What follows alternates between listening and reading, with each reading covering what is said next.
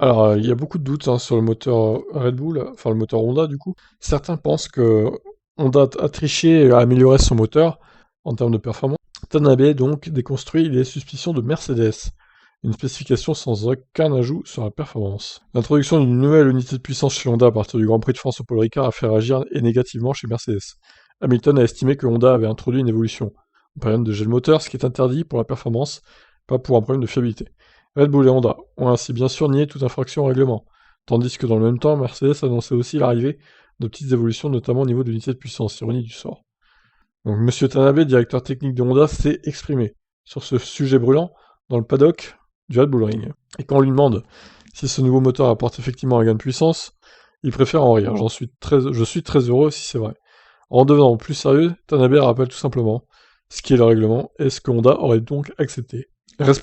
Ils ont aussi accepté le règlement du coup. Ce n'est pas vrai. Selon le règlement actuel, toute évolution liée aux performances n'est pas autorisée pendant la saison. En conséquence, notre deuxième unité de puissance est la même que la première en termes de spécification et performance. Tanabe demande officiellement à Mercedes de regarder les données GPS plutôt que de spéculer. Peut-être que si quelqu'un compare les données GPS de la première et de la deuxième unité de puissance, vous pouvez facilement trouver l'écart entre Mercedes, Ferrari, Renault et Honda. C'est le moyen le plus simple de savoir comment Honda utilise son unité de puissance depuis le début de saison. Pour autant, Tanabe confirme que de petites évolutions sur la fiabilité ont été introduites. Cependant, ça ne veut pas dire que Honda peut pousser les chevaux en course davantage qu'en début de saison où Honda aura une unité de puissance moins fiable. Mais là encore, ce sont des fausses suppositions pour Tanabe. Aucun problème de fiabilité n'aurait conduit Honda à faire tourner ses V6 en sous-régime depuis Bahreïn. Tanabe précise aussi que les changements de nouvelle unité de puissance concernent le fonctionnement opérationnel de l'unité de puissance, la spécification liée à la performance n'ayant donc pas varié par rapport au premier moteur thermique de l'année. Nous ne sommes autorisés à changer que pour des raisons de fiabilité, de coût et de logistique. Nous devons d'abord soumettre des changements très détaillés à la FIA, et la FIA a approuvé ces changements. Comment Honda s'est-elle pris pour aller chercher ces progrès? Une fois que nous comprenons notre moteur thermique et le RS, nous allons sur une piste différente à chaque fois, afin de simuler comment utiliser la balance totale pour l'unité de contrôle électronique et les systèmes électroniques. Ainsi, nous optimisons l'utilisation de l'unité de contrôle électronique en termes de temps au tour. Les directives techniques actuelles nous donnent un peu plus de mal, et nous devons faire les qualifications et la course dans le même mode.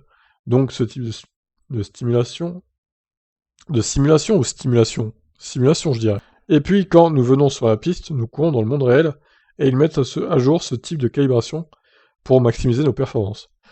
Putain, il est long l'article là. Bon, c'est presque fini. D'ailleurs, Tanabe rappelle que Honda est soumis à une évaluation par les autres motoristes qui peuvent donc avoir leur mot à dire en cas de suspicion. La FIA a distribué tous les documents aux autres manufacturiers.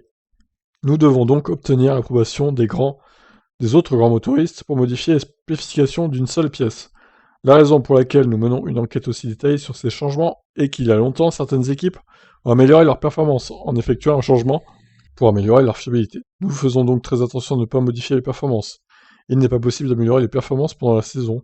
C'est ma réponse à cette suspicion. À quel motoriste ayant enfreint la réalité Tanabe pense-t-il? À Ferrari en 2019? À Renault en début de l'ère hybride? Il ne le dira pas.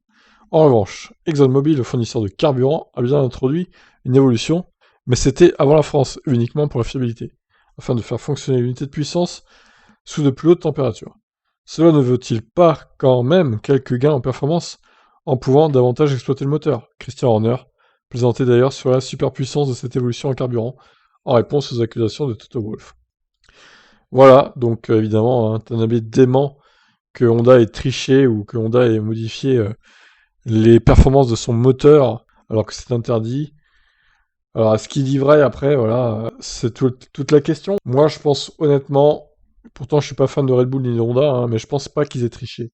Je pense que vraiment la Red Bull a bien évolué en termes d'aéro aussi. Le moteur est peut-être plus souple à utiliser, donc tout ça fait qu'au final, la voiture est devant la Mercedes, quoi. Je pense pas qu'ils aient triché, en tout cas j'espère pas. Voilà, pour ça, je vous laisse réagir. Ciao ciao.